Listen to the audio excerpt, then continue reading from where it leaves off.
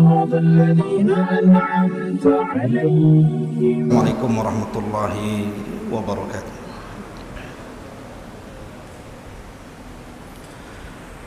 Alhamdulillah, salatu wassalamu ala rasulillah wa ala alihi wa sahbihi wa mawalah wa la hawla wa la quwata illa billahi wa ba'du. Segala puja dan puji hanya milik Allah subhanahu wa ta'ala. Di malam hari ini kita masih bisa dipertemukan Allah di Masjid Muhajirin.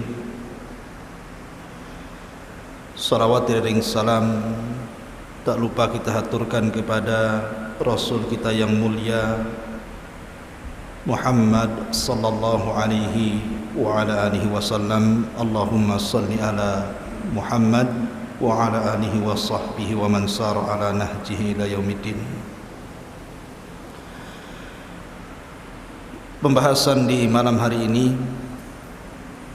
kita akan membahas tentang satu sosok yang sangat memusuhi Nabi sallallahu alaihi wasallam, dan ini akan terulang sampai hari ini, bahkan sampai hari kiamat dibangkitkan. Sampai-sampai Al-Quranul Karim menyebutkan sosok ini dan diturunkan satu surat secara sempurna. Bahkan surat yang sangat mudah dihafal, mulai daripada orang dewasa sampai anak-anak. Artinya sejarah ini akan terus terulang terbaca sampai hari ini, bahkan sampai kiamat dibangkitkan. Siapa tokoh yang kita akan bahas di malam hari ini? Dialah Abdul Uzza ibn Abdul Muttalib, atau dikenal dengan Abu Lahab.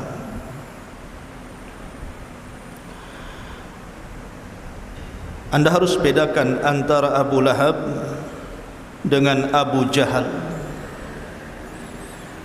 karena ada seorang syekh bercerita, ada seorang imam ketika membaca surah Tabbat salah dia menyebutkan nama.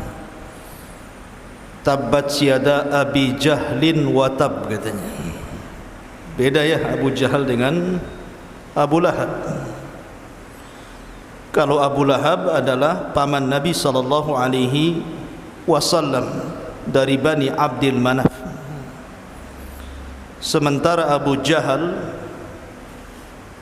bukan siapa-siapa Rasul, karena dia dari Bani Mahzum, tetapi sama-sama dari Quraisy. Abu Lahab namanya adalah Abdul Uzza ibn Abdul Muttalib ibn Hashim ibn Abdi Manaf ibn Qusay ibn Kilab ibn Marrah ibn Ka'ab ibn Lu'ay sampai kepada Ibnu Ma'd ibn Adnan, dan terus sampai kepada Ismail alaihi salatu wassalam, putra Ibrahim alaihi salatu wassalam. Lah Abu Lahab sendiri dikaruniai anak-anak yang cukup banyak, ada 4 orang. Yang pertama namanya Utbah ibn Abi Lahab, yang kedua namanya Utaibah ibn Abi Lahab, yang ketiga namanya Mu'tab ibn Abi Lahab, dan yang terakhir Dzurrah bintu Abi Lahab.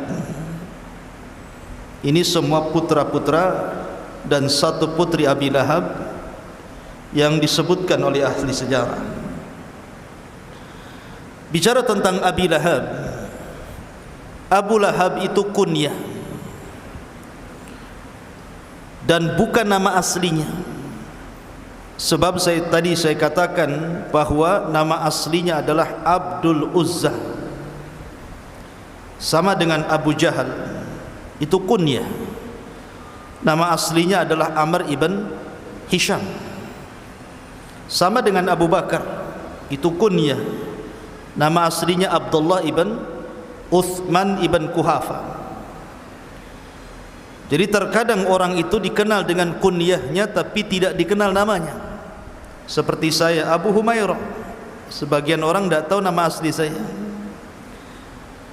Tetapi dalam Islam kunyah itu merupakan syaraf, merupakan keutamaan, bahkan sunnah hukumnya. Dan biasanya kunyah itu dinasabkan kepada putra terbesar dari orang yang memiliki putra tadi, atau mungkin putra yang paling soleh dari anak-anaknya kemudian dikunyahnya kepada dia. Tetapi karena ini sunnah, terkadang orang yang tidak punya anak pun disunnahkan untuk memiliki kunyah. Contohnya Aisyah radhiyallahu anha. Aisyah radhiyallahu anha itu tidak punya keturunan, tapi orang-orang memanggilnya Ummu Abdillah. Padahal Abdullah bukan anaknya Aisyah, tapi anak daripada Asma, saudarinya yang tertua, Asma bintu Abi Bakar, yang menikah dengan Zubair bin Awam. Lahirlah Abdullah ibn Zubair. Tetapi karena Abdullah bin Zubair masih kecil, suka digendong Aisyah radhiyallahu anha, maka orang-orang kemudian memanggilnya Ummu Abdillah. Padahal bukan nama anak Aisyah, karena Aisyah tidak punya anak, tapi begitulah kunyah. Lalu kenapa kemudian Al-Quranul Karim menetapkan kunyah bagi Abdul Uzza dengan Abu Lahab dan Abu Jahal, padahal namanya Amr ibn Hisham? Bukankah kunyah itu sebuah keistimewaan dan sunnah?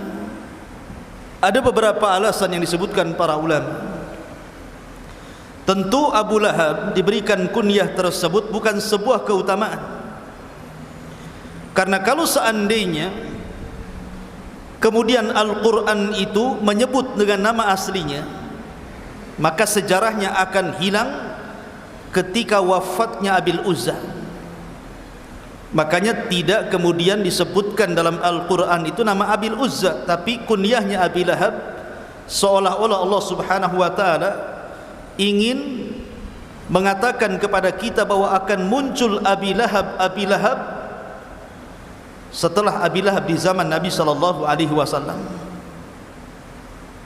Karena bagaimanapun ada kaidah tafsir yang mengatakan al-ibratu bi umumil lafzi la bi khususis sabab, bahwa pelajaran dalam Al-Quran itu bukan karena sebab turunnya sebuah ayat atau surat, tetapi karena umum lafaz yang terkandung dalam Al-Quran itu. Ma'asyiral muslimin yang dimuliakan Allah Azza wa Jalla, atau karena nama asli Abu Lahab itu adalah nama musyrik. Abdul Uzza, hambanya Uzza, dan Uzza itu salah satu patung yang disembah di zaman jahiliyah. Sebagaimana Allah mengatakan afara'aitumul lata wal uzza wa manata tsalitsatal ukhra. Makanya Al-Quran tidak menghendaki nama kesyirikan dalam tata bahasa Quran. Makanya tidak disebut tabat siada Abil Uzza, tetapi tabat siada Abi Lahab, supaya tidak ada lafaz kesyirikan dalam Quran. Karena tidak boleh seseorang menasabkan kalimat hamba kecuali kepada Allah subhanahu wa ta'ala. Adapun kunyah Abu Jahal itu pemberian Nabi SAW, karena bagaimanapun Abu Jahal itu adalah orang yang dikatakan Nabi SAW Fir'aunnya umat ini. Namanya kan Amr bin Hisham, dan orang-orang jahiliyah menyebutnya Abul Hakam, karena bijaknya kalau bicara Abu Jahal ini. Tapi karena dia menolak Islam dan tidak mendapatkan hidayah, makanya kemudian Rasul pun menggelari Amr bin Hisham dengan Abu Jahlin. Abu itu bapak, Jahl itu bodoh. Bodoh karena tidak menerima hidayah Allah subhanahu wa ta'ala. Ma'asyiral muslimin yang dimuliakan Allah Azza wa Jalla, di zaman Nabi SAW tidak ada satu keluarga yang sepakat memusuhi Nabi SAW melebihi keluarga Abu Lahab. Itu satu keluarga itu. Dari Abu Lahab, bapaknya, kemudian istrinya Arwa bintu Harbin atau kunyahnya Ummu Jamil, kemudian Utbah dan Utaibah juga ikut menyakiti Nabi SAW. Dan ini pelajaran bahwa seburuk-buruk keluarga adalah keluarga yang memerangi Islam, yang memerangi dakwah dan memerangi kebaikan, seperti keluarga Abu Lahab. Bayangkan ikhwatu fiddin yang dimuliakan Allah Azza wa Jalla, Abu Lahab ini bukan orang lain bagi Rasulullah. Abu Lahab itu paman Rasul, karena Nabi SAW dikaruniai oleh Allah 10 paman. Tetapi ketika diutusnya Nabi dan Rasul, yang masih hidup kala itu cuma 4. Abu Lahab, kemudian Abu Talib, kemudian Hamzah dan Abbas. Lah dari paman-paman Nabi SAW, yang paling jahat kepada Rasul adalah Abu Lahab. Harusnya kedekatan nasab dengan Nabi SAW itu Abu Lahab orang yang pertama masuk Islam, kan? Harusnya seperti itu, karena dia dekat dengan hidayah. Akan tetapi justru Abu Lahab pula lah yang pertama kali memusuhi Islam dan Rasul sebelum yang lainnya, sebelum Abu Jahal, sebelum Umayyah, sebelum Al-Walid, sebelum tokoh-tokoh Quraisy. Dia pula yang memulai permusuhan itu. Dari sini Nabi SAW bersabda, "Man sanna sunnatan sayyi'atan falahu wizruha wa wizru man amila ba'dahu la yanqusu min auzarihim syai'ah." Barang siapa yang memberikan contoh buruk kemudian diikuti keburukannya orang lain, maka dia dapat dosa dan dosa orang yang mengikutinya tanpa mengurangi dosa mereka sedikit pun. Maka jangan-jangan seperti Abu Lahab yang kemudian memberikan contoh buruk akhirnya diikuti manusia. Ma'asyiral muslimin yang dimuliakan Allah Azza wa Jalla, bagaimana bentuk permusuhan Abu Lahab kepada Rasul? Ketika Nabi SAW diturunkan ayat wa anzir ashiratakal aqrabin, berilah peringatan kepada keluarga terdekat wahai Muhammad. Maka Nabi SAW mengumpulkan seluruh kerabat-kerabatnya di Bukit Safa. Di situ Nabi SAW berkhutbah. Dan ingat, Nabi SAW itu orangnya paling jujur, tidak pernah mengucapkan kalimat dusta. Sehingga Nabi SAW ingin menguji orang-orang Quraisy ketika itu dan mengatakan, ya ma'syara Quraisyin, wahai orang-orang Quraisy, apakah kalau saya katakan sesungguhnya miwarai hadal jabal, di balik bukit Abi Qubais ini, khailun yusabbihukum wa yumassikum, ada tentara berkuda yang akan menyerang kalian di pagi ataupun sore hari kalian, apa kalian mau membenarkan kata-kataku? Sepakat orang-orang berteriak dan mengatakan, majarrabna alaika kadhiba, kami tidak pernah mendapati kedustaan di lisan wahai Muhammad. Katakanlah kalau engkau ingin perlu kepada kami. Ketika Rasul melihat bahwa semuanya mengakui kejujuran dia, dari sini maka Nabi SAW mulai kemudian mendakwahkan dakwah tauhid. Kemudian mengatakan, idzan qulu la ilaha illallah tuflihu, kalau begitu katakan bahwa tidak ada sesembahan yang berhak disembah kecuali Allah, kalian akan beruntung.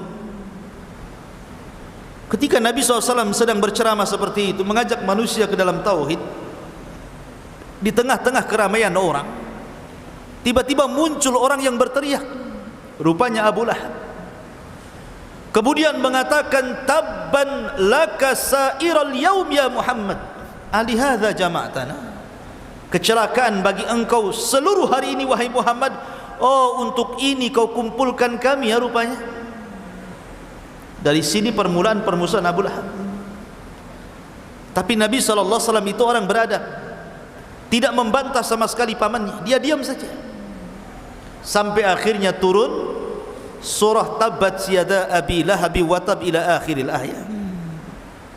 Inilah permulaan permusuhan orang-orang kafir terhadap Nabi SAW, dimulai dari pamannya sendiri. Bahkan ketika Nabi SAW datang ke pasar-pasar atau datang musim haji dan umrah, dari mana-mana orang datang ke Mekah untuk haji dan umrah ala jahiliyah, maka Nabi SAW mulai berdakwah ke pasar-pasar dan ke kerumunan manusia. Ayuhan nas, qulu la ilaha illallah. Wahai manusia, katakan la ilaha illallah. Tamliku bainal arabi wal a'jam. Kalian akan menguasai bangsa Arab ataupun bangsa non-Arab.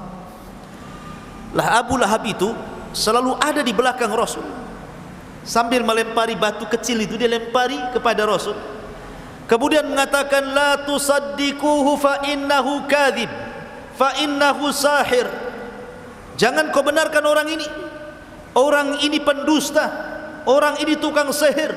Bayangkan, Nabi mengajak manusia ke dalam tauhid, sementara Abu Lahab berteriak-teriak di belakang Rasul dan mengatakan, jangan kau benarkan orang ini karena dia tukang sihir dan dia orang gila dan dia pendusta. Secara logika ikhwan, kalau yang menentang Rasul orang lain itu biasa saja, wajar orang itu bermusuhan dengan orang yang tidak ada hubungan kerabat. Tapi kalau yang memusuhi orang dalam, apalagi pamannya sendiri, kira-kira pandangan orang lain seperti apa coba? Pasti pandangan orang lain mengatakan, alah pamannya saja mengatakan dia dusta, apalagi kami. Pamannya saja mengatakan dia tukang sihir, dia gila, apalagi kami. Inilah tantangan terberat dalam dakwah kalau yang menghalang-halangi orang dalam. Yang menghalangi dakwah dari dalam, apalagi dari tubuh keluarga, itu sangat berat sekali. Dan itu yang dialami Nabi SAW. Bahkan suatu ketika Abu Lahab itu selalu menaruh kotoran di depan pintu Rasul SAW. Selalu cari kotoran, diletakkan di depan pintunya. Kemudian apabila Nabi SAW datang atau hendak keluar, terkadang tersakiti dengan kotoran itu, terkadang terinjak. Karena di zaman itu jarang orang pakai sandal. Sandal itu sesuatu yang sangat istimewa di zaman itu. Jangan di zaman itu, di zaman kita kecil-kecil saja orang ke sekolah itu nggak pakai sepatu, nyeker kan gitu. Susah orang mau beli sepatu itu. Apalagi di zaman Rasul, orang pakai sandal itu kalau safar saja, karena supaya tidak langsung terkena padang pasir yang panas menyengat itu. Maka Rasul terkadang tersakiti. Maka Nabi SAW terkadang mengatakan, ayu jiwarin hadha, tetangga seperti apa ini? Terkadang Nabi SAW berteriak seperti itu, tetangga seperti apa ini, tidak menghormati tetangganya. Sampai suatu ketika Hamzah mendengar bahwa Abu Lahab itu selalu meletakkan kotoran di depan rumah pintu Nabi SAW. Marah Hamzah, padahal Hamzah ketika itu masih kafir, belum pun masuk Islam. Tetapi adat seperti ini tidak baik, walaupun masa jahiliyah gitu, tidak menghormati tetangga. Datanglah Hamzah, diambilnya kotoran itu, dicarinya Abu Lahab. Setelah ketemu Abu Lahab, diletakkan di kepala Abu Lahab. Bayangkan, berani nggak antum meletakkan kotoran di kepala orang yang menyakiti Islam? Akhirnya kemudian Abu Lahab mengatakan kepada Hamzah, sesungguhnya saudaraku ini majnun, gila katanya. Kenapa? Kenapa dia mengatakan gila kepada Hamzah? Karena Hamzah dan Abu Lahab ini sama-sama kafir, sama-sama penyembah berhala. Sementara Nabi SAW sudah beda keyakinan. Harusnya Hamzah dengan Abu Lahab ini klop, memusuhi Rasul karena sama keyakinannya, berbeda dengan Rasulullah. Tapi begitulah Hamzah berbeda mauqifnya, walaupun sama-sama kafir. Abu Lahab kafir, dia pun kafir, tapi Hamzah punya akhlak. Dia punya akhlak. Makanya sebab itu pula Hamzah masuk Islam dan mengatakan kepada Abu Lahab, jangan kau ulangi ya Aba Lahab, karena sesungguhnya aku berada di atas agama Muhammad. Padahal dia belum masuk Islam tuh, belum mengucapkan syahadat, tapi dengan sebab itu Hamzah masuk Islam. Maka penting antum itu menampakkan akhlak. Akhlak itu yang menjadikan orang dapat hidayah. Terkadang orang itu tidak bicara tapi akhlaknya bagus, maka banyak pujian mengalir kepada dia. Tapi ada orang yang rajin sholat, rajin puasa, rajin sedekah, tapi akhlaknya enggak bagus, lisannya enggak bagus gitu kan, malah dicela orang. Maka akhlak itu penting dalam Islam. Ma'asyiral muslimin yang dimuliakan Allah Azza wa Jalla. Lah, di antara permusuhan lain Abu Lahab. Abu Lahab itu kan punya anak namanya Utbah dan Utaibah. Subhanallah, Utbah dan Utaibah ini menikah dengan dua putri Nabi SAW sebelum Rasul diangkat menjadi Nabi dan Rasul. Adapun Utbah menikah dengan Ruqayyah, adapun Utaibah menikah dengan Ummu Kulthum, dan dua-duanya putri Nabi SAW. Tetapi baru saja mereka melangsungkan akad pernikahan, keduanya langsung berangkat berdagang ke Syam dan tidak sempat digauli. Subhanallah, ini hikmah. Tidak sempat digauli, hanya akad nikah, habis itu mereka berdua pergi untuk berdagang ke Syam. Lah ketika mereka berada di Syam itulah Nabi SAW diangkat menjadi Nabi dan Rasul. Lah ketika itulah terjadi permusuhan sengit antara Rasul dan Abu Lahab, sehingga ketika keduanya pulang, Utbah dan Utaibah ini, maka ayahnya kemudian mengatakan kepada kedua putranya, seraya kemudian menunjuk untuk menceraikan istri-istri keduanya. Inna ra'si wa ra'sikuma haramun, inna ra'si wa ra'sakuma haramun, sesungguhnya kepalaku dan kepala kalian berdua haram kalau kalian tidak menceraikan kedua putri si Muhammad itu. Sampai segitunya permusuhan Abu Lahab. Adapun Utbah, dia langsung datang kepada Nabi SAW dan mengatakan, aku ceraikan Ruqayyah, kemudian pergi.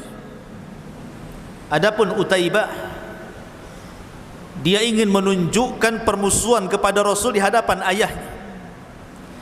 Dia tidak langsung menceraikan Ummu Kulthum.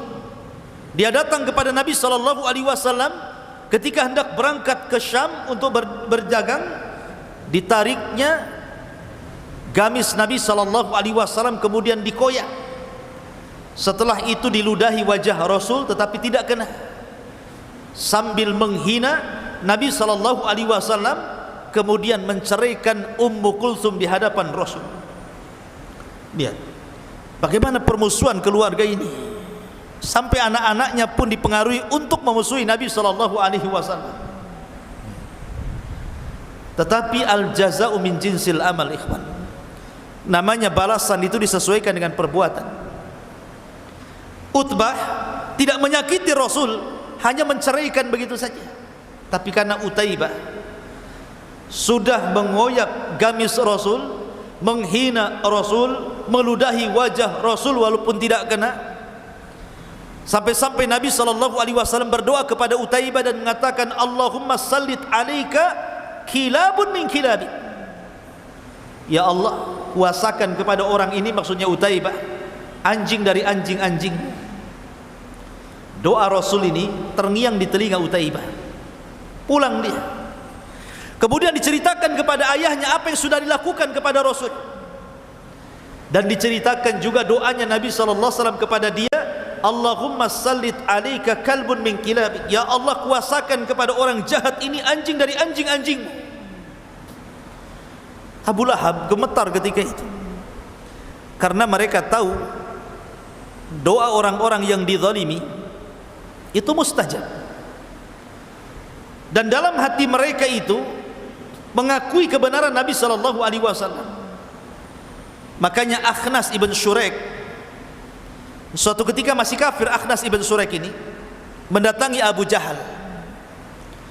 Berdua saja itu di rumahnya. Kemudian mengatakan, kata Akhnas, ya Aba Jahlin, coba menurutmu, menurut keyakinanmu, sebenarnya agama Muhammad itu benar atau salah? Ini Akhnas ngomong sama Abu Jahal. Coba menurut hati yang paling dalam yang kau miliki, wahai Abu Jahal, agama Muhammad itu benar atau salah sebenarnya? Lihat jawaban Abu Jahal. Dia mengatakan, fa innahu shadiq, agama Muhammad itu benar. Itu Abu Jahal itu mengatakan kepada Akhnas, agama Muhammad itu benar, aku tidak mendapat, tidak berdusta. Artinya orang-orang pembesar Arab itu hati mereka mengakui kebenaran syariat Rasul. Makanya Akhnas mengatakan, kalau engkau mengakui dia di atas kebenaran, kenapa kau tidak ikut dia, katanya. Ini alasan Abu Jahal kenapa tidak mau ikut agama Rasul. Kata Abu Jahal, wahai Akhnas, kemuliaan Bani Qusay itu ada di memberi makan orang-orang fakir, memberi minum jamaah haji, membayar diat, dan begitu seterusnya. Kemudian kami dari Bani Mahzum dan Bani Abdul Manaf, kabilahnya Abu Talib, di dalam Quraisy itu selalu mengambil hati orang-orang Quraisy dengan berlomba-lomba di atas kebaikan. Kalau mereka membayarkan diat, kami juga ikut membayarkan diat. Kalau mereka memberikan santunan kepada fuqara wal masakin, kami juga sama. Kalau mereka memberikan minum kepada jemaah haji, kami juga sama. Jadi kami Bani Mahzum dengan Bani Abdul Manaf itu setara dalam kabilah Quraisy. Akan tetapi tiba-tiba Bani Abdi Manaf mengatakan, sesungguhnya kami memiliki nabi dan kalian tidak punya nabi. Bingung, apa yang mau kami jawab, katanya Abu Jahal. Apa kami juga akan mengatakan kami juga punya nabi sementara kami tidak punya nabi? Dari situlah saya tidak mau ikut agama Muhammad. Hasad, kibar, sombong. Jadi mereka itu mengakui sebenarnya apa yang didakwakan Rasul itu benar, hatta Abu Jahal sendiri. Tetapi karena kesombongan, karena hasad mereka, akhirnya mereka memusuhi Rasul sallallahu alaihi wasallam. Lah Abu Lahab itu seperti itu juga. Ma'asyiral muslimin yang dimuliakan Allah azza wa jalla. Lah Abu Lahab ini ketika perang Badar, dia tidak ikut perang Badar. Maksudnya tidak ikut dalam pasukan Abu Jahal, karena memang Abu Lahab itu terkenal pengecut. Dia bukan orang pemberani, tetapi dia tetap ingin membela musuh Rasul. Dengan cara apa? Menyewa orang-orang untuk ikut terlibat dalam perang Badar. Dia memang tidak ikut, tapi dia sewa orang. Lihat bagaimana permusuhannya, sampai menyewa orang untuk ikut terlibat dalam perang Badar memusuhi Nabi sallallahu alaihi wasallam. Seperti itulah Abu Lahab permusuhannya dengan Nabi sallallahu alaihi wasallam.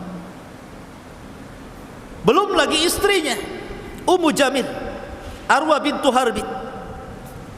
Ummu Jamil ini bukan orang biasa. Dia wanita yang sangat istimewa di tengah-tengah Quraisy. Bagaimanapun dia keturunan orang hebat, karena dia saudari daripada Abi Sufyan. Abu Sufyan ibn Harb punya saudari namanya Arwah bintu Harbin, menikah dengan Abu Lahab. Karena Abu Lahab itu dari sekian paman Rasul yang paling kaya itu Abu Lahab, kemudian yang paling ganteng, orangnya tampan Abu Lahab itu. Makanya orang Arab ketika mengatakan kepada orang yang tampan itu dengan sebutan lahab, cahaya, bercahaya. Karena tampannya Abu Lahab, kemudian orang kaya, wajar mendapatkan istri dari turunan bangsawan Arwah bintu Harbin. Tetapi betul kata Allah subhanahu wa ta'ala, innal insana la yatgha an ra'ahu staghna. Manusia itu mudah melampaui batas kalau Allah berikan kekayaan banyak kepada dia. Lah Ummu Jamil ini tidak kalah hebatnya permusuhan dengan Nabi sallallahu alaihi wasallam. Sampai-sampai Al-Quran sendiri mengatakan hammalatal hatab. Jadi setiap hari dia membuat isu tentang Nabi SAW, membuat kabar-kabar hoax tentang Nabi SAW di tengah-tengah wanita-wanita Quraisy. Dan kalau sudah emak-emak nyebarkan hoax itu beda dengan laki-laki nyebar hoax. Itu cepat itu, ya. Karena mulutnya perempuan itu lebih panjang kan dibandingkan jilbabnya, ya. Jadi kalau dia mau fitnah itu luar biasa. Bukan hanya dengan lisannya, tapi juga dengan dananya. Dengan kalung-kalungnya dia jual, kemudian dananya itu untuk membayar orang untuk memfitnah Rasul, mengadu domba Rasul. Terkadang menyuruh orang meletakkan duri di tempat jalan Nabi SAW pulang ke rumah. Dan sekali lagi di zaman itu jarang pakai sandal, jadi kalau diletakkan duri mudah keinjak. Begitu cara menyakiti Nabi SAW. Bahkan suatu ketika Ummu Jamil ini pegang batu, mau menumbuk dengan batu itu wajah Nabi SAW. Dicarinya Rasul. Rupanya Nabi SAW sedang bersandar di kiswah Ka'bah dengan Abu Bakar. Ketika dari kejauhan Abu Bakar melihat Arwa bintu Harbin dan mengatakan, ya Rasulullah, kayaknya wanita ini sedang marah, sebaiknya kau pergi.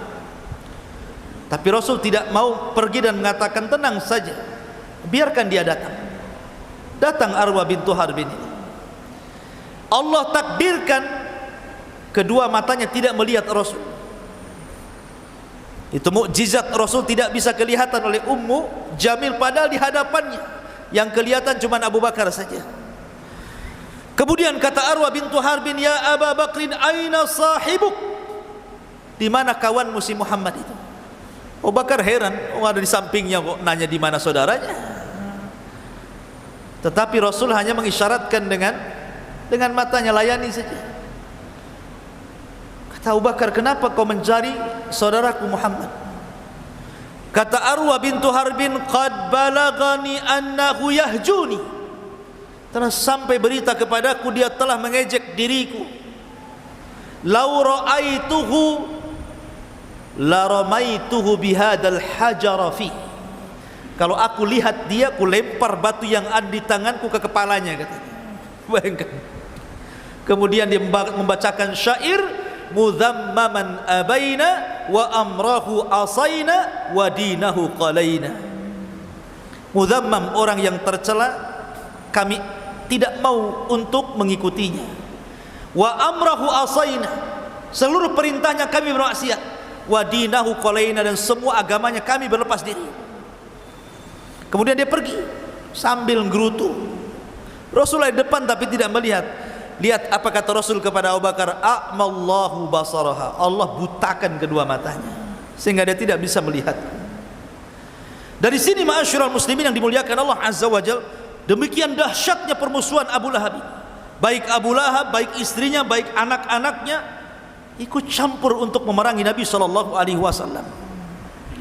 Pantaslah kalau seandainya Allah Subhanahu wa taala akhirnya menurunkan surat khusus untuk bicara tentang Abu Lahab. Kita sedikit membahas tentang surat yang turun kepada Abi Lahab. Allah Subhanahu wa taala berfirman, tabbat yada Abi Lahab wa tab. Celaka kedua tangan Abi Lahab, wa tab, dan pasti celaka. Subhanallah, keajaiban bahasa Quran. Tabba, kalaupun dibalik batta, tabbat itu diambil dari tabbah. Coba kita balik ba duluan, batta. Dua-duanya artinya sama, celaka. Antum mau ngomong tabba ataupun batta itu sama dalam bahasa Arab artinya itu. Celaka dua-duanya. Kecelakaan bagi yada Abi Lahab, kedua tangan, maksudnya kedua tangan di sini karena yang paling banyak melakukan pergerakan itu tangan. Artinya usaha Abi Lahab dan pasti binasa. celaka seluruh usaha Abi Lahab dan pasti binasa. Di sini Allah Subhanahu wa taala, sekali lagi saya katakan, tidak menyebut nama aslinya. Harusnya tabat yada Abil Uzza wa tab. Harusnya kan seperti itu, karena nama aslinya bukan Abi Lahab, Abil Uzza. Kenapa kemudian kunyahnya yang disebutkan di sini? Ada beberapa perkara yang tadi saya sudah sebutkan. Satu, karena Abil Uzza itu nama kesyirikan, dan Allah tidak hendak meletakkan nama kesyirikan dalam Al-Quran, maka tidak disebut nama Abil Uzza, tapi kunyahnya Abi Lahab. Yang kedua, disebut Abi Lahab tidak Abil Uzza. Kalau seandainya Allah mengatakan tabat yada Abil Uzza, berarti dengan meninggalnya Abil Uzza selesailah kisah ceritanya sampai di sini. Tetapi ketika Allah tidak menyebutkan nama aslinya, malah menyebutkan nama kunyahnya, maka akan datang Abi Lahab. Abi Lahab sampai hari ini, bahkan sampai kiamat dibangkitkan, akan datang Abi Lahab yang banyak. Dan Abi Lahab itu simbol orang yang memusuhi Islam. Lihat hari ini betapa banyak Abi Lahab yang nongkrong di hadapan medsos itu, yang menulis untuk menghina Islam, merendahkan Islam, menghina Rasul, menghina Al-Quran. Itu semua Abu Lahab. Mereka Abu Lahab. Lihat bagaimana orang merobohkan Islam ini, terkadang mulai dari perkara kecil sampai besar. Mengatakan jilbab tidak wajib, mengatakan sholat tidak wajib, mengatakan ikhtilat boleh, sampai kemudian mengatakan bahwa semua agama sama. Ini siapa yang bicara seperti ini kalau bukan Abu Lahab? Makanya ketika kemudian Allah mengatakan tabat yada Abi Lahab, akan muncul Abi Lahab sepanjang zaman, karena Abi Lahab itu simbol orang-orang yang tidak suka dengan Islam dan memerangi Islam. Maka jangan seperti Abi Lahab, ya. Tabat yada Abi Lahab wa tab, ma aghna anhu maluhu wa ma kasab. Tidak akan manfaat bagi Abi Lahab itu seluruh hartanya, bahkan seluruh apa yang diusahakannya, termasuk keturunannya. Karena Abi Lahab ketika turunnya ayat ini, dia kumpulkan orang-orang Quraisy. Kemudian dia mengatakan, in kana ma qala Muhammadun la sadiq. Kalau yang dikatakan Muhammad itu benar, saya selana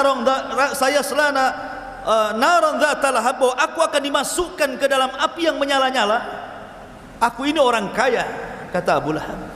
Anakku sukses, Utbah, Utaibah, Mu'tab, semua sukses anakku. Tidak ada anakku yang terlantar. Aku bisa tebus dengan harta dan anak-anakku, katanya.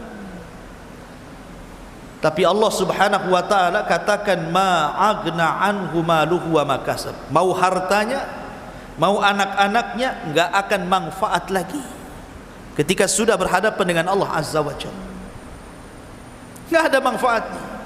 Makanya Allah mengatakan, yaumul la yanfa'u malun wala banun illa man atallaha biqalbin salim. Pada hari di mana harta dan anak-anak tidak ada sama sekali yang bisa menolong, kecuali orang yang datang kepada Allah dengan membawa hati yang selamat. Jadi apalah hartanya? Makanya Umar bin Abdul Aziz, khalifah yang sangat adil, sebelum wafatnya dia minta diantar ke kuburan. Kemudian dia turun ke liang lahat. Kemudian dia mengatakan, ma aghna anni maliyah halaka anni sultaniyah. Duhai harta yang kubangga-banggakan, kalau orang sudah masuk ke liang lahat ini enggak ada manfaatnya. Duhai kepemimpinan jabatan yang selama ini kubanggakan, apalah manfaatnya kalau orang sudah masuk ke liang lahat ini, coba. Kemudian dia menangis. Ma'asyiral muslimin yang dimuliakan Allah Azza wa Jalla, ma aghna anhu maluhu wa ma kasab. Justru terkadang harta dan anak-anak itu akan menjadi bumerang pemiliknya ketika kedua perkara itu justru digunakan untuk memusuhi Islam, dilipat gandakan azabnya. Kan ada orang-orang yang musuh Islam itu menghabiskan hartanya dan juga menggerakkan anak-anaknya seperti Abi Lahab. Ma'asyiral muslimin yang dimuliakan Allah Azza wa Jalla, dari sini ada faedah yang besar bahwa tidak ada manfaat sedikit pun nasab, apakah nasab sampai kepada Rasul ataukah kepada yang lainnya. Nasab itu tidak akan manfaat. Padahal Rasul mengatakan semua nasab terputus pada hari kiamat kecuali nasab yang tersambung kepadaku. Abi Lahab tersambung nasabnya kepada Rasul. Manfaat? Tidak. Tidak ada manfaat kedekatan Abi Lahab dengan Rasul sama sekali. Padahal ikhwan, Nabi SAW kan punya paman 4, Hamzah, Abbas, Abi Lahab, Abu Talib. Okelah Hamzah dan Abbas ini masuk Islam, kita tidak akan bicara. Tapi Abu Talib itu mati kafir, Abu Lahab mati kafir, sama-sama kafirnya. Tetapi satupun Al-Quran dari surah Al-Fatihah sampai Qul a'udzu birabbin nas, tidak ada satupun ayat ataupun surat yang mencela Abu Talib. Mana ada? Coba anda cek Al-Quran, tidak ada satupun ayat yang mencela Abu Talib, nggak ada. Bahkan Abu Talib mendapatkan syafaat khusus bagi Rasul. Dia diringankan azabnya walaupun tidak bisa keluar dari neraka selamanya, tapi diringankan azabnya. Dia hanya sampai ke tumit mata kakinya nerakanya, tapi cukup mendidihkan kepalanya, kata Rasul. Harusnya Abu Talib itu berada di gelombang neraka yang paling dalam, tapi karena dia sudah menolong diriku semasa dakwahku, kata Rasul, maka dia berikan syafaat khusus, diringankan azabnya. Tetapi Abu Lahab sama-sama kafir. Abu Talib mati kafir, Abu Lahab mati kafir. Tapi lihat, Allah Subhanahu wa taala turunkan ayat Tabbat yada Abi Lahab dengan surat yang sangat pendek dan tidak disisipkan di surat yang panjang. Kan bisa saja surah Al-Lahab ini disisipkan di tengah-tengah surah Al-Baqarah, disisipkan di tengah-tengah surah Al-Imran, disisipkan di tengah-tengah surah An-Nisa, disisipkan di tengah-tengah surah Al-A'raf, kan bisa saja. Kenapa kemudian dipisahkan? Satu surat yang sangat pendek, pendek sekali, sampai anak kecil bisa menghafalnya. Menunjukkan bahwa balasan itu disesuaikan dengan usahanya. Karena dia orang yang pertama memusuhi Rasul, melibatkan seluruh keluarga dan hartanya untuk memusuhi Rasul, maka seolah-olah ayat ini menjadi doa bagi Abi Lahab. Sampai hari ini bahkan kiamat dibangkitkan, semua orang membacanya, sampai anak-anak pun bisa membacanya.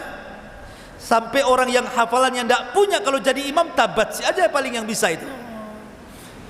Coba lihat, ngeri dia Abu Lahab.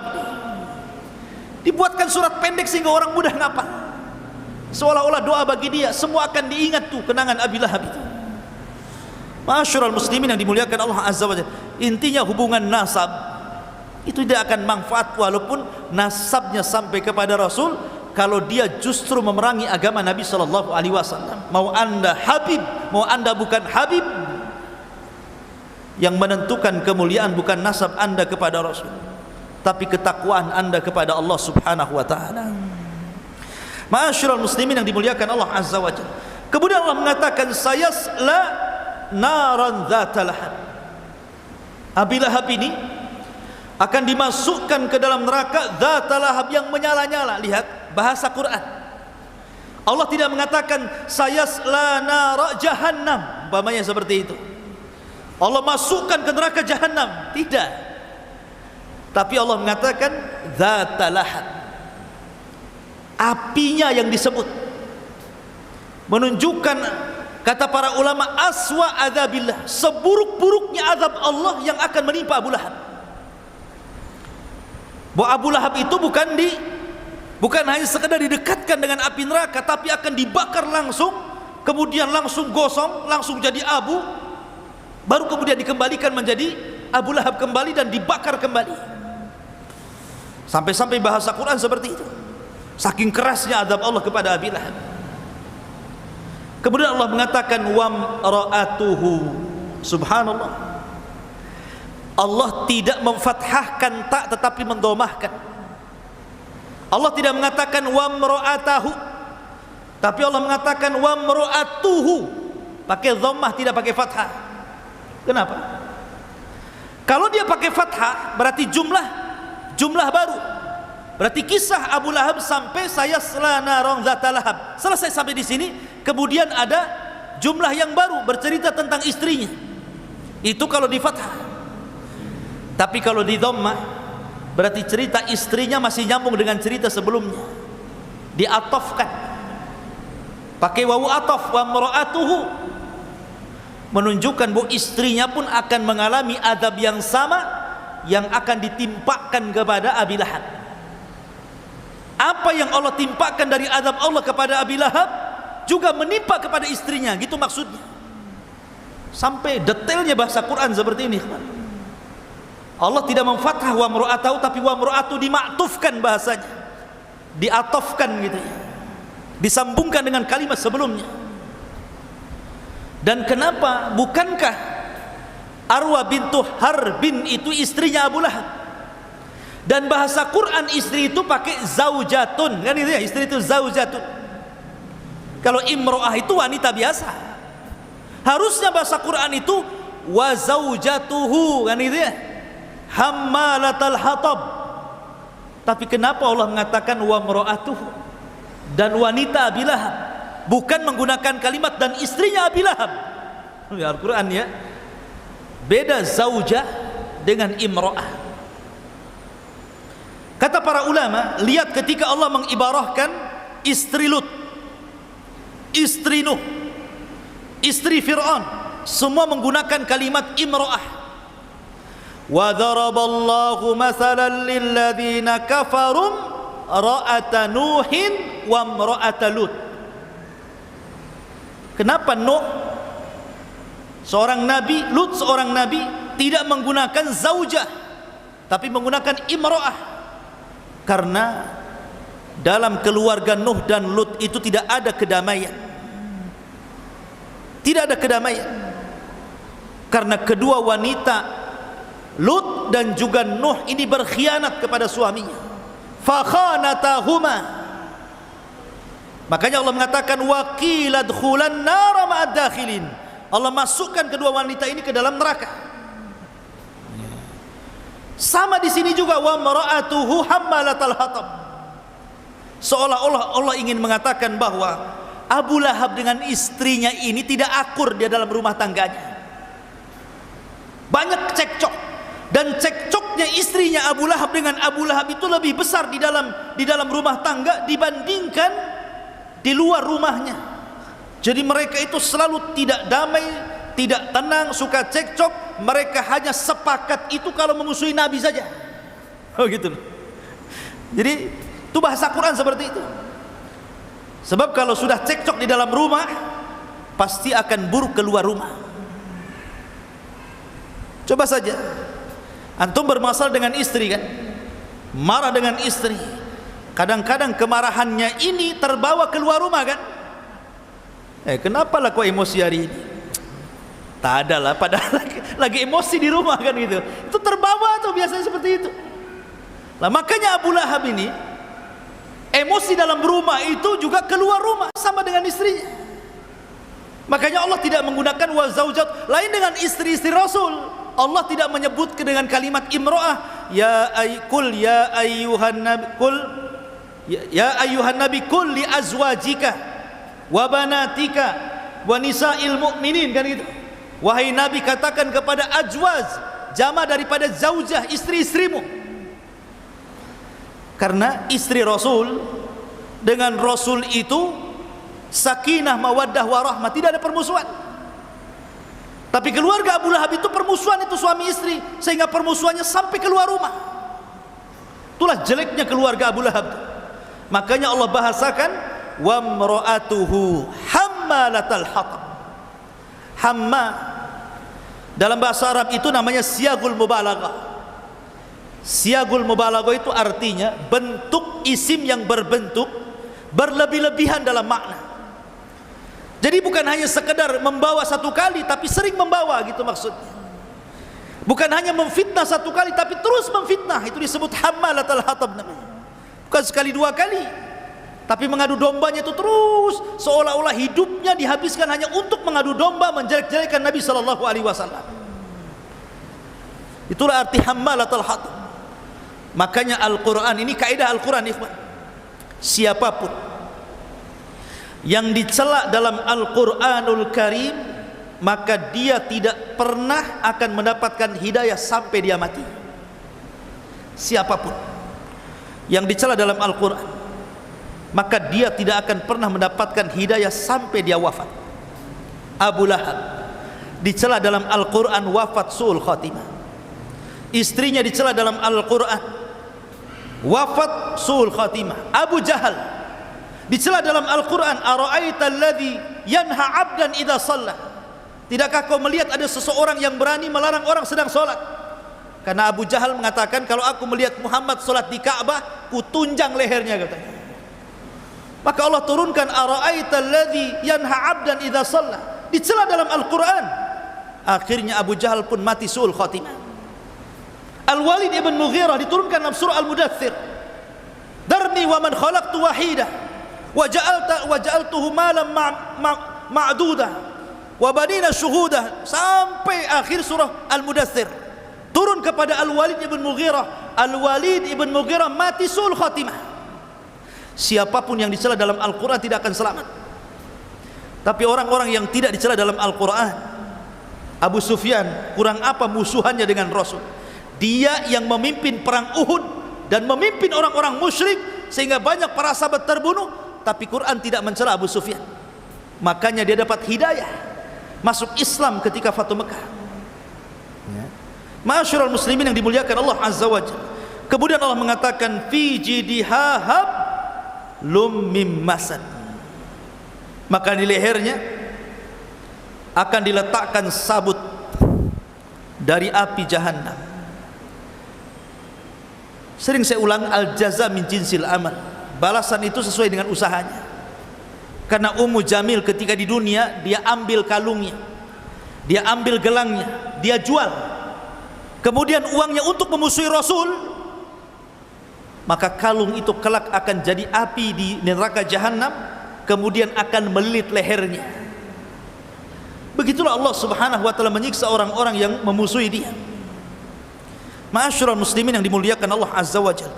Maka di sini kalau kita melihat keluarga Abu Lahab dalam kehidupan manusia, Allah sudah contohkan kan banyak keluarga kan. Antum baca surah Tahrim, di situ ada macam-macam keluarga. Ada keluarga itu yang suaminya soleh, suaminya baik, tapi istrinya kurang ajar, berkhianat dan kufur, seperti keluarga Nuh dan keluarga Lut. Yang kedua, ada yang terbalik, istrinya baik sekali, solehah, tapi suaminya kufur, suaminya bengis dan jahat, keluarga Fir'aun. Istrinya ahli jannah, keluarganya Fir'aun itu istrinya penduduk surga, satu di antara 4 wanita terbaik dunia, Asyah bintu Muzahib. Tapi suaminya makhluk yang paling buruk yang ada di permukaan bumi, Fir'aun laknatullah.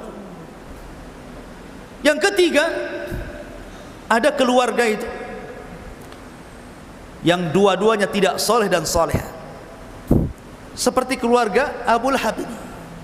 Suaminya seperti itu, istrinya juga seperti itu, sama-sama tidak suka dengan agama, tidak suka dengan dakwah, tidak suka dengan tauhid. Yang ketiga, yang keempat, ada keluarga yang dua-duanya mencintai Allah. Itulah keluarga Nabi sallallahu alaihi wasallam. Makanya tidak ada keluarga yang layak dicontoh melebihi keluarga Nabi sallallahu alaihi wasallam. Laqad kana lakum fi Rasulillahi uswatun hasanah. Sungguh ada pada jati diri Rasul itu suri toladan yang indah bagi kita, termasuk saat berkeluarga Nabi sallallahu alaihi wasallam. Jangan seperti Abi Lahab.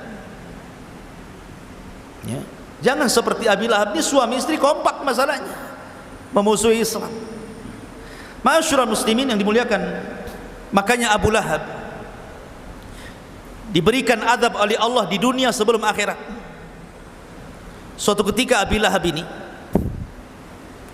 sedang menunggu kabar tentang kemenangan di Badar. Karena kan dia tidak ikut Badar, dia pengecut, nyewa orang. Dia menunggu, menangkah kalah begitu saja. Tiba-tiba dari kejauhan datang Abu Sufyan dengan ketakutan, dengan beberapa orang yang lari dari orang-orang musyrik karena kekalahan di Badar. Kemudian Abu Sufyan menceritakan di hadapan Abu Lahab, kita kalah wahai Abu Lahab. Aku heran, kenapa tentara si Muhammad itu banyak sekali ditolong oleh tentara berkuda, semua berwarna putih, dengan berjubah putih, di tangannya ada pedang terhunus, sampai kami lari tunggang langgang. Di samping Abu Lahab ini ada budaknya Abbas, namanya Fadl. Ada budaknya Abbas, dia orang yang beriman dan menyembunyikan keimanannya. Tiba-tiba refleks ngomong, itulah malaikat yang menolong Muhammad. Marah Abu Lahab. Di pentungnya itu budaknya si Abbas itu seolah-olah apa? Membela Rasulullah. Akhirnya karena terlukalah budaknya Abbas ini pulang. Kemudian lapor kepada istrinya Abbas, Ummu Fadl. Marah Ummu Fadl ini. Dia ambil pentungan, dicarinya Abu Lahab. Kenapa kau sakiti budakku ya Abu Lahab? Dipentung kepalanya. Akhirnya pecah kepalanya sini sama Ummu Fadl, istri daripada Abbas itu. Kenapa kau pukul budakku? Sebab lukanya itulah Abu Lahab meninggal dunia. Ada juga yang mengatakan bahwa Abu Lahab itu terkena penyakit namanya adas, penyakit yang parah, luka yang parah. Jadi ketika kemudian dia hendak safar, di tengah jalan kumat penyakit itu, kemudian meninggal, dan tidak diketahui jasadnya kecuali setelah 3 hari. Bayangkan jasad 3 hari tidak diketahui, busuk tidak? Busuk. Manusia pun tahu ini jasadnya siapa ini? Jasadnya Abu Lahab. Sampai anak-anaknya tidak berani mendekati Abu Lahab karena busuknya. Tapi orang-orang mengatakan kepada anak-anaknya, kalian tega kepada bapak-bapak kalian, kuburkan ayah kalian ini. Tapi mereka tidak mau. Terpaksalah akhirnya dikubur di mana dia meninggal. Tidak digalikan kuburan, langsung dilempari batu. Kayak orang dirajam, dilempari batu sampai numpuk. Itulah kuburannya Abu Lahab. Subhanallah. Allah hinakan. Termasuk putranya juga Utaibah, yang sudah meludahi Rasul, mengoyak gamis Rasul. Ketika dia hendak berangkat ke Syam, Abu Lahab ini terngiang dengan doanya Rasul, sehingga dia mengatakan kepada kawan-kawannya, jaga putraku ini, jaga putraku ini. Kan sebenarnya Abu Lahab itu yakin dengan doanya Rasulullah, suruh minta ke kawan-kawan dagangnya, tolong jaga putraku ini, katanya, karena aku mendengar Muhammad mendoakan seperti ini, katanya. Berangkatlah mereka ke Syam. Ketika sudah sampai di perbatasan Syam, di tempat namanya Bani Zuraik, orang-orang ini sedang tidur di bawah pohon sambil istirahat. Ketika terbangun, tiba-tiba ada asad, ada harimau, ada singa di hadapannya, singa padang pasir. Tiba-tiba yang diserang pertama adalah Utaibah. Langsung diserang lehernya, kemudian dipisahkan leher dari badannya. Ketika itu singa itu menggigit lehernya, dia sempat berteriak, qatalani Muhammad, qatalani Muhammad, katanya. Muhammad sedang membunuhku. Muhammad di mana? Dia di mana? Dia ada di Syam, Rasul ada di Madinah. Tapi dia mengatakan qatalani Muhammad, qatalani Muhammad. Muhammad sedang membunuhku, Muhammad sedang membunuh. Sampai akhirnya meninggal, terpisah kepala dari badannya. Bagaimana Allah Subhanahu wa taala mengazab orang yang memusuhi dakwah. Hati-hati. Siapapun yang memusuhi dakwah Nabi sallallahu alaihi wasallam, pasti akan ada azab dunia sebelum azab akhirat. Dan itu terjadi di zaman Imam Ibnu Hazm, sampai dikisahkan di zaman Imam Ibnu Hazm ada seorang laki-laki yang mendengar hadis, kan tidak boleh seseorang itu dalam sholat melihat ke atas. atau ke samping. Karena itu curian syaitan yang sedang mencuri khusyuk kita. Ya. Kemudian Nabi SAW mengancam akan dirubah kepalanya seperti kepala keledai, kan begitu hadisnya. Siapa yang mengangkat kepalanya melihat ke langit kemana-mana ketika sholat itu, maka akan dirubah kepalanya seperti kepala keledai. Dalam riwayat, apabila dia mendahului imam. Jadi imam belum ruku, sedang ruku belum berdiri, dia sudah berdiri, maka diancam kepalanya seperti kepala keledai, akan dirubah kepalanya seperti kepala keledai. Jadi orang ini nggak yakin, mana ada kepala orang kok diganti dengan kepala keledai katanya. Dipraktekkan pula dalam sholat sama dia. Jadi sebelum imam itu bangkit dari ruku, sudah ruku dulu. Subhanallah, seketika itu Allah robah kepalanya seperti kepala keledai. Dan itu disebutkan oleh Imam Ibnu Hazm dalam kitabnya. Allah berikan azab sebelum dunia, sebelum akhirat. Ya. Bahkan di zaman salaf ada orang yang menghina hadis Rasulullah SAW mengatakan, idza staiqadha ahadukum min naumihi, apabila seseorang bangun dari tidur malamnya, hendaklah dicuci, falyaghsil yadayhi thalatha marrat, hendaklah cuci tangannya 3 kali. Fa inna ahadakum la yadri aina batat yadah, karena seseorang tidak tahu ketika tidur malam itu tangannya di mana, nginap di mana enggak tahu. Nginap di belakang kan, nginap di depan kan enggak tahu kan. Itu antum tidur, tangan antum malah di mana kan enggak tahu. Nyelip-nyelip di mana kan nggak tahu. Makanya setelah bangun tidur cuci dulu, jangan langsung main ambil nasi sahur gitu. Nanti nggak jelas isi tangannya. Tiba-tiba ada seorang laki-laki mengatakan, ana adri aina batat yadi, saya tahu di mana tangan saya menginap. Kurang ajar tidak? Rasul yang mengatakan tidak tahu, dia mengatakan tahu pula, kan begitu ya. Ini kan kurang ajar hadis Nabi. Akhirnya dihukum orang ini. Ketika keesokan harinya dia tertidur, tiba-tiba Allah masukkan tangannya satu hasta ke dalam duburnya. Satu hasta itu dari sini ke sini loh Pak, masuk ke liang dubur. Ketika dia bangun, dia kaget tangannya ada di dalam dubur itu. Sekarang baru tahu kan di mana tangannya menginap. Subhanallah. Karena ini menghina sunnah Nabi. Bahkan di zaman Nabi juga ada orang makan pakai tangan kiri. Kata Rasul, kul biyaminik, makan dengan tangan kananmu. Dia mengatakan, la astati, saya enggak bisa. Belum dicoba sudah bilang enggak bisa. Di depan Nabi lagi. Maka Rasul marah dan mengatakan, mastata'ta abadan, idzan mastata'ta abadan, kalau gitu kau tidak akan mampu mengangkat tanganmu selamanya, katanya. Akhirnya dua-duanya enggak bisa ngangkat gitu. Mau makan susah coba. Maka hati-hati dalam mencela sunnah. Maka lihat azabnya Abu Lahab, ini pelajaran besar bagi kita. Jangan sampai menjadi keluarga seperti keluarga Abi Lahab. Wallahu a'lam bishawab. Sudah jam 9 lebih. Subhanakallah bihamdika asyhadu an la ilaha illa anta astaghfiruka wa atubu ilaik. Allahu ta'ala alam. Assalamualaikum warahmatullahi wabarakatuh.